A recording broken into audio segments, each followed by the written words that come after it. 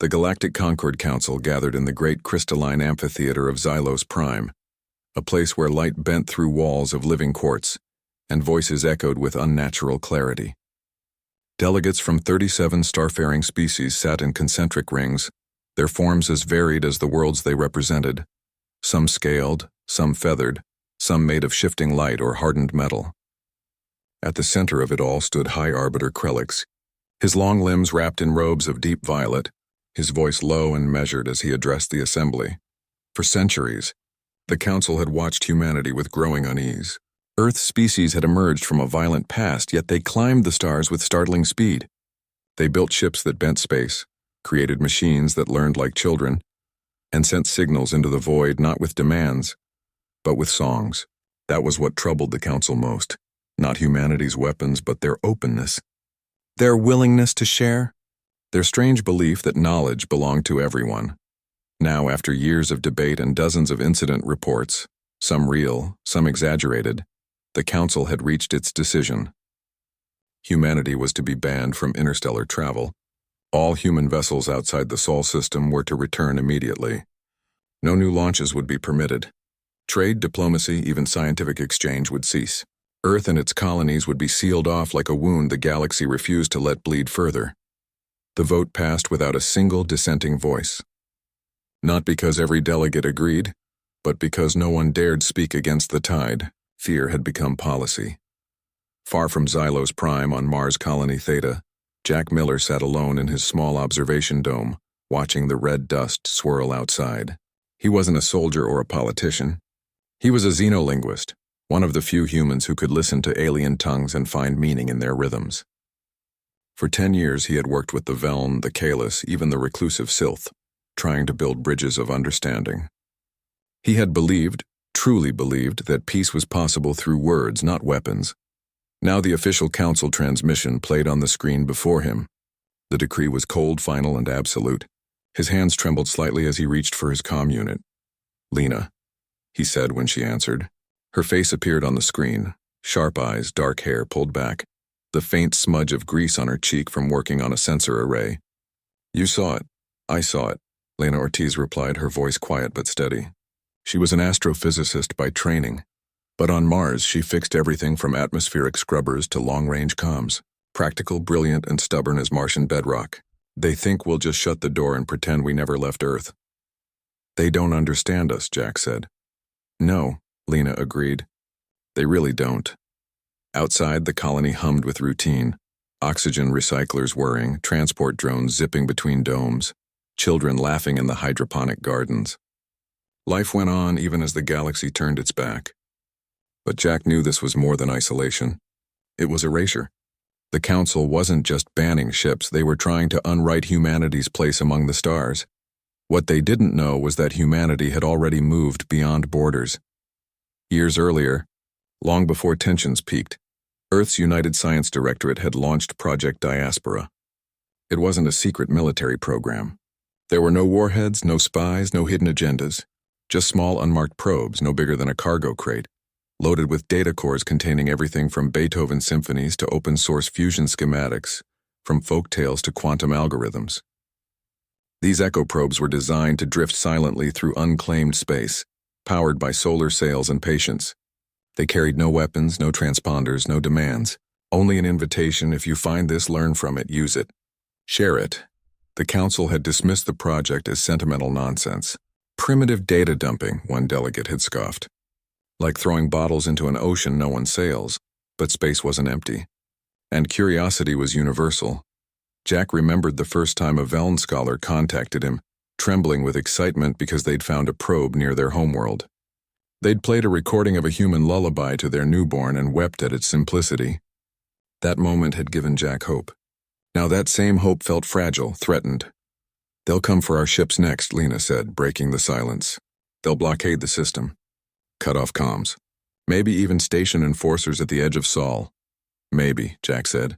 "But they can't unsend what's already out there." Lena nodded slowly. She understood. The probes were gone, scattered across hundreds of light years. Some might never be found, but others already had been.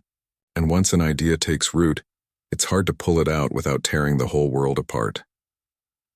Down in the colony's main hub, people were gathering. News of the ban had spread fast. Some were angry. Others were scared. A few just looked tired, as if they'd expected this all along. But no one was packing up to leave. No one was surrendering. Jack stood and walked to the window. The sun was setting over the Tharsis Ridge, painting the sky in shades of rust and gold. Earth was just a pale blue dot in the distance, barely visible. He thought of all the people down there, farmers, teachers, engineers, artists, who had never asked to be feared, who only wanted to reach out and say, "We're here, and we're not so different." The council thought they could contain humanity by drawing a line in the stars, but lines like that only work if both sides agree to stay on their side, and humans had never been good at staying put. "They made a mistake," Jack said softly, more to himself than to Lena. "What's that?" she asked. "They treated us like a threat to be locked away," he said. "But we were never the danger. We were the spark." Lena was quiet for a long moment. Then she smiled, a small, fierce thing. "Then let's hope someone out there is ready to catch fire." Back on Xylos Prime, the council adjourned. Delegates filed out in silence, already drafting orders to their fleets. They believed the matter was closed. The humans would comply. The galaxy would return to order. They didn't notice the faint signal blinking on a distant monitor in the lower archives. A routine data burst from the Zorath system, flagged as low priority. It contained a simple message from a young librarian named Mira Boone, thanking an unknown sender for the agricultural models that had saved her village from famine. Attached was a poem she'd written in gratitude, translated into 12 languages, including English. The council's ban was absolute, official, final. But out in the dark, between the stars, something else was already growing, and it was far too late to stop it. Years before the council's ban, while diplomats still shook hands and trade routes hummed with quiet activity, Earth had sent out its quietest ambassadors. They were not ships with flags or soldiers with orders. They were small, unassuming probes, no larger than a storage pod, built to last centuries and powered by nothing more than starlight and time. Each carried a library, not of laws or threats, but of dreams. Music from New Orleans jazz clubs, recordings of rain on rooftops, blueprints for clean water filters, lessons in mathematics, medicine, and mercy. These were the echo probes, and they drifted like seeds on the solar wind, waiting for someone to notice them. On the ocean moon of Kalis 9, where cities floated on endless tides and buildings grew from coral-like alloys, a young engineer named Tarek Voss walked the tidal flats during low surge. He wasn't born on Earth, but his mother had been, a human geologist who'd stayed behind when the first research outpost was abandoned. Tarek had grown up hearing stories of Earth's mountains and forests, things he'd never seen but often dreamed of. That day, something glinted beneath the foam. Curious, he waded in and pulled free a smooth silver object half buried in the silt. It hummed faintly when he touched it. Back in his workshop, Tarek cleaned the device and found a port. With cautious hands, he connected it to his terminal. Data flooded his screen. Diagrams, equations, voice logs in a language he didn't know but could translate with his school's language module. Among the files was a simple animation showing how to build a self-regulating tidal pump using local materials. The design was elegant, efficient, and unlike anything in Kalis engineering. Within a week, Tarek had built a prototype. Within a month, his entire district had fresh water piped directly from the deep currents, no longer dependent on the failing central grid. Word spread. Other engineers came to see. Scholars asked questions. The probe's data core became a shared treasure, and when the council later tried to ban all human knowledge, the people of Kalis 9 simply hid the files deeper, copied them into private networks, and kept building. Far away on the desert world of Zorath, where sandstorms scoured the land clean every season, librarian Mira Boone worked in the great archive of dust and memory. She was human by blood but Zorathi by choice, raised by adoptive parents after her parents' research vessel crashed decades ago. The archive held centuries of Zorathi history, but little on farming, because Zorath had not farmed in generations. The soil was too dry, the sun too harsh. Most food came from off-world imports controlled by trade guilds. Then a sand crawler returned from the outer wastes with a strange object lodged in its treads. It was another echo probe. Mira recognized the symbol etched on its side, a stylized earth with Oli. Vibrantius. Her hands shook as she accessed its contents. Inside was a complete agricultural database: drought-resistant crops, soil regeneration techniques, solar-powered irrigation models. One file stood out: a step-by-step guide to turning barren land into fertile plots using only compost, shade nets, and patience. Mira didn't tell the guilds. She gathered a group of village elders and young apprentices. They chose a dead field on the edge of town and worked in secret. Month by month, green returned to the sand. First sprouts, then stalks, then harvest. When the next sandstorm came, their crops survived under woven barriers inspired by human windbreak designs. By the time the council announced the ban, Zorath's outer villages were feeding themselves for the first time in 100 years, and no one was willing to give that back. In the orbital rings of the Veln Collective, where thought was shared through neural links and emotions flowed like data streams, students gathered in the Hall of Open Questions. There, a young scholar named Jorik had discovered something unusual in the public knowledge vaults: a collection labeled Terran Ethics and Narrative. Curious, he opened it. What followed changed everything. He read stories of sacrifice, of ordinary people choosing kindness over survival. He listened to speeches about justice, equality, and the right to question authority. He studied debates between philosophers who argued not with weapons but with words. At first, the Veln elders dismissed it as emotional noise, but the students kept returning. They began comparing human ideas to their own rigid social codes. Why must obedience always come before truth? Why can't a single voice challenge the whole? Soon, study groups formed. They translated human poetry into Veln harmonic tones. They acted out scenes from old Earth plays. They even started asking their leaders uncomfortable questions during public assemblies.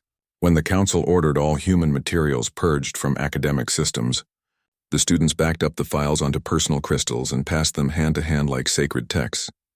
Back on Mars, Jack and Lena heard whispers of these changes through encrypted channels. A message from a Kalis engineer thanking them for the gift of water. A Zorathi folk song rewritten with lyrics about seeds and hope. A Veln student quoting Martin Luther King Jr. during a protest. None of it was coordinated. None of it was planned. It simply happened. Because once an idea is shared, it belongs to everyone. The council believed they could erase humanity by cutting off contact. But they had misunderstood the nature of influence.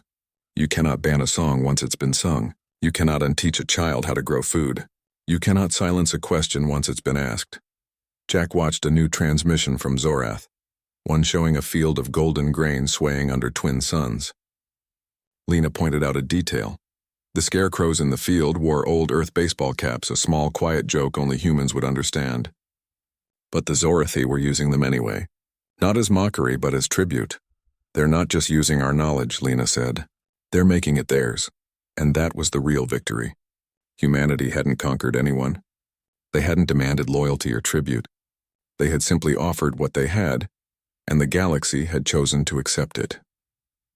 When the Council's enforcers arrived at the edge of the Kylus system to inspect for illegal human tech, they found no weapons, no warships, just floating cities humming with clean energy, children drinking safe water, and engineers who politely refused entry, citing planetary sovereignty. On Zorath, trade inspectors were met with full granaries and calm defiance. "We feed ourselves now," the elders said. "We need nothing from you." The ban was still law. But laws mean little when people stop believing in them, and out in the dark, more probes drifted. More hands would find them. More minds would open. The council had tried to lock the door, but the key had already been passed around. When the council's enforcement fleets moved toward the Sol system, they expected silence. They expected compliance. They expected humanity to shrink back behind its planetary borders like a scolded child. What they did not expect was resistance. Not from Earth's warships, but from the very worlds that had once sworn loyalty to the Concord. The first sign of trouble came from the Veln Collective. Their delegation, usually calm and unified, walked out of a closed council session without explanation. Days later, their orbital academies stopped sharing intelligence with Concord security. When pressed, the Veln High Speaker issued a simple statement: "We will not help erase a voice that taught our young to ask why." High Arbiter Krellick slammed his fist on the obsidian table in the council chamber. "This is chaos," he growled. "Humanity's poison is spreading." But even among his closest allies, doubt had taken root. The Sylph Plague had ravaged 3 systems just 2 years earlier. Millions had died before human-designed medical nanites arrived, sent freely with no strings attached. Entire Sylph colonies owed their survival to those tiny machines. Now Sylph elders refused to vote for any measure that punished Earth. "You would ban the hand that healed us?" one delegate asked, his voice trembling with grief and anger. On Kalis 9, engineers dismantled council-mandated surveillance drones and repurposed their parts into water purifiers. When a Concord patrol ship demanded entry to inspect for banned human tech, the Kalis Enclave responded with a single message: "Our systems are ours. Leave or be logged as trespassers." The patrol left. No shots were fired. But the message was clear. The Council's authority was no longer absolute. Back near Neptune, hidden inside a hollowed-out asteroid wrapped in stealth shielding, Jack Miller and Lena Ortiz monitored the growing unrest through a web of encrypted relays. They weren't commanding an army. They weren't even speaking directly to most of these worlds, but they were listening. And when someone reached out, often in broken English, sometimes through layers of translation, they answered. A young Zorathi farmer asked how to scale up crop rotation. Lena sent diagrams and soil charts. A Veln student wanted to understand the concept of civil disobedience. Jack shared recordings of Gandhi and Rosa Parks. None of it was secret. None of it was hidden. It was all knowledge, offered freely as it always had been. What made it powerful now was that people were choosing to use it, not because Earth told them to, but because it worked. It helped. It gave them dignity. The Council tried to clamp down harder. They declared all echo probes illegal contraband. They ordered member worlds to scan for and destroy any human data. They threatened trade sanctions against anyone caught sharing Terran files. But enforcement was like trying to hold smoke in your hands. The more they squeezed, the faster it slipped through their fingers. On the mining moon of Draxus 4, workers used human-engineered stress algorithms to prevent tunnel collapses, saving dozens of lives each month. When Council inspectors arrived to confiscate the software, the miners simply deleted the visible files and ran the programs from hidden partitions. "You can take the screen," one miner said, "but you can't take what we've learned." In the academic rings of Helios Minor, professors began teaching human history in secret. Not as propaganda, but as case studies. How societies rose and fell, how ideas outlasted empires, how cooperation often beat conquest in the long run. Students took notes on recycled paper, memorized quotes, and passed them like heirlooms. One student even tattooed the words, "We hold these truths," on her forearm. Not because she worshipped Earth, but because the idea felt true. Jack watched these stories unfold on his screen, one after another. He felt no pride, only awe. Humanity hadn't forced this. They hadn't demanded gratitude or loyalty. They had simply existed and shared, and the galaxy had decided that what they offered was worth keeping. Lena worked tirelessly on a new kind of echo probe. This one didn't just broadcast. It listened. It could detect local communication frequencies, identify patterns of dissent, and send tailored messages of support. Not orders, not plans, just quiet words. "You're not alone. Others are doing the same. Keep going." She tested the first prototype near the edge of the Sol system. Within days, it picked up a faint signal from a Veln student group organizing a silent march for open knowledge. Lena's probe responded with a playlist of human protest songs. Songs about freedom, about standing together, about refusing to be silent. The next transmission showed hundreds of Veln citizens floating in zero gravity, holding light orbs shaped like Earth, humming melodies they'd never heard before but now understood in their bones. High Arbiter Krelix called an emergency session. His voice shook with fury. "They are turning our own people against us with songs and stories. This is not war, it is infection." But one of the younger delegates, a soft-spoken botanist from the moss-covered world of Ilva, spoke up. "Or perhaps it is healing," she said. "Maybe we were sick with fear and they offered medicine." Krelix stared at her as if she'd grown a second head. No one had challenged him so directly in decades. The chamber fell silent, and in that silence something shifted. Meanwhile, on Mars, Jack received a message from Mira Boone on Zorath. It was short, just a few lines. The fields are full. The children are fed. Thank you for teaching us how to plant hope. Attached was a photo of a sunflower, Earth's flower, growing tall in red Zorathi soil. Jack showed it to Lena. She didn't say anything. She just smiled and went back to her console, typing faster than before. The council still had fleets. They still had laws. They still had power. But power means nothing when people stop believing in it. And across the galaxy, more and more beings were choosing to believe in something else. In kindness, in curiosity, in the simple act of sharing what you have. The ban remained, but it was already unraveling, thread by thread, world by world, and no one was coming to fix it for them. They were doing it themselves, with human tools, yes, but with their own hands, their own courage, their own will. The council had tried to build a wall around humanity, but walls cannot stop the wind, and the wind was already blowing. The council's crackdown only made things worse. Patrol ships began stopping civilian freighters at random, scanning cargo holds for anything with human origin, even books, music chips, or old engineering manuals. On the trade hub of Varel Station, a Kalis merchant was fined half his earnings for carrying a child's toy that played a lullaby from Earth. The toy had been a gift for his niece. The fine sparked a riot. Dock workers refused to load conquered ships. Food shipments stalled. The station went silent for 3 days. But the more the council tried to erase human influence, the more it seemed to grow. People began hiding data in plain sight. A Zorathi baker encoded crop rotation charts into the patterns of her bread loaves. A Veln musician wove human philosophy into harmonic frequencies that sounded like normal songs to scanners, but carried deep meaning to those who knew how to listen. On mining colonies, workers used human safety protocols to prevent accidents, and when inspectors came, they claimed the ideas were local innovations. Lena Ortiz watched it all from her hidden base near Neptune. She had spent weeks refining her new echo probes, small, smart, and silent. These didn't just send data. They listened.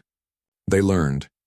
They found pockets of resistance and sent exactly what was needed: a medical formula for a rare fever on Draxus 4, a blueprint for wind-powered desalination on a dry moon, a simple guide to nonviolent protest for students on Helios Minor. One probe drifted into the orbit of Ilva, the moss-covered world where the botanist delegate had spoken up in the council chamber. There, a group of young scientists had been trying to revive a dying forest using old Terran reforestation methods. Lena's probe detected their weak signal and responded with a full archive of soil microbiology studies, tree grafting techniques, and even recordings of birdsong because, as one file explained, forests need sound as much as they need rain. The Ilvan scientists cried when they received it. Not from sadness, but from relief. They had been working in the dark, guessing, failing. Now they had a map. Jack Miller focused on words. He worked with alien linguists across 6 systems to translate human concepts into forms that felt native, not foreign. He didn't just say freedom, he helped the Veln describe it as the space between thoughts where choice lives. He helped the Zorathi frame justice as balance returned to the scales of the community. He made sure every idea carried respect for the culture receiving it. This wasn't about replacing their ways. It was about adding tools to their own hands. The council called it subversion. The people called it help. Then came the incident that changed everything. A Concord patrol intercepted the freighter Starblossom near the Zorathi border. Its cargo manifest listed grain, textiles, and school supplies. But a deep scan revealed something else hidden in the lining of a crate. A data crystal containing human poetry, Whitman, Dickinson, Hughes, and recordings of children reading them aloud in English. Spanish and Swahili. The captain, a middle-aged Zorathi named Elira Vaughn, refused to surrender the crystal. "It's for the youth academies," she said calmly. They asked for it. The patrol commander ordered her detained and the ship impounded. News spread fast. Within hours, students from 3 Zorathi academies gathered at the spaceport. They didn't carry weapons. They carried books. They stood in silence, reading poems into open mics. Their voices beamed across local networks. "I hear America singing," one boy recited, his voice shaking but clear. "The varied carols I hear." More people came. Farmers, teachers, elders. They formed a human chain around the impounded ship. The patrol called for backup, but local security forces refused to intervene. "They're not breaking any law," said the chief of port security. Reading is not a crime. The standoff lasted 2 days. On the third morning, the patrol commander, overwhelmed and out of options, released Captain Vaughn and let the Star Blossom go. As it lifted off, the crowd below didn't cheer. They sang a simple melody from an old Earthfolk song translated into Zorathi. The patrol ships left quietly, their hulls marked with chalk messages. Let knowledge grow. Back on Mars, Jack watched the footage with tears in his eyes. Lena stood beside him, arms crossed, jaw set. They think we're fighting them, she said. But we're not. We're just reminding people they have a choice. And that choice was spreading. On Kalis 9, engineers used human-designed communication relays to build a private network outside council control. On Veln Rings, students hosted open nights where anyone could share stories from Earth or their own world. Side by side, equal in value. Even on Sylth colonies where memory was stored in crystal lattices, new entries appeared. Gratitude to Terran healers. Never forget, High Arbiter Krelix grew more desperate. He ordered all human-related data purged from public archives. He demanded loyalty oaths from every member world. He even suggested revoking voting rights from systems that showed cultural contamination. But his own staff began to hesitate. One aide was caught sharing a human-designed sleep meditation app with her family. Another quietly backed up medical files before the purge. The truth was sinking in. Humanity hadn't invaded. They hadn't conquered. They had simply given, and the galaxy had chosen to accept. You cannot outlaw kindness. You cannot ban a cure. You cannot jail a poem. Lena launched another wave of echo probes. These carried something new, not just data, but voices. Real voices. A farmer from Kansas describing crop rotation. A nurse from Lagos explaining how to clean a wound with salt and water. A grandmother from Oslo singing a lullaby to her grandchild. Raw, unpolished, human. When the probes were found, people didn't just learn. They felt. They heard laughter, worry, love, the same things they felt in their own lives. The distance between species shrank, not because of technology, but because of shared feeling. Jack received a message from Tarek Voss on Kalis 9. We built a school, it read. We teach your water systems alongside our own. The children call it the River of Two Worlds, he showed it to Lena. She nodded. They're not copying us, she said. They're weaving us in. And that was the quiet war. No explosions, no battles, just the steady, unstoppable spread of connection. The Council had weapons, but humanity had something stronger. The belief that everyone deserves a chance to grow. Out in the dark, the probes kept drifting. Hands kept reaching. Minds kept opening. The ban was still law. But laws written in fear cannot stand against hearts opened by hope. The final message did not come with fanfare or warning. It arrived at dawn on Xylos Prime, just as the twin suns rose over the crystalline spires of the conquered capital. It played on every public screen, every private comm unit, every school terminal, every ship's bridge across all 37 member systems. No one had sent it from a central source. It simply appeared simultaneously everywhere, as if the galaxy itself had decided to speak. It began with silence. Then a voice, soft, young, speaking in the lilting tones of the Veln, said, "Thank you for teaching us to question." Another voice followed, rough and warm, from a Zorathi farmer. "Thank you for showing us how to feed our children." Then a Kalis engineer. "Thank you for clean water." A Sylth healer. "Thank you for saving my sister." A student from Helios Minor. "Thank you for the right to say no." One after another, voices from a dozen worlds spoke in their own tongues. Each sentence translated instantly into every known language. They did not speak of war.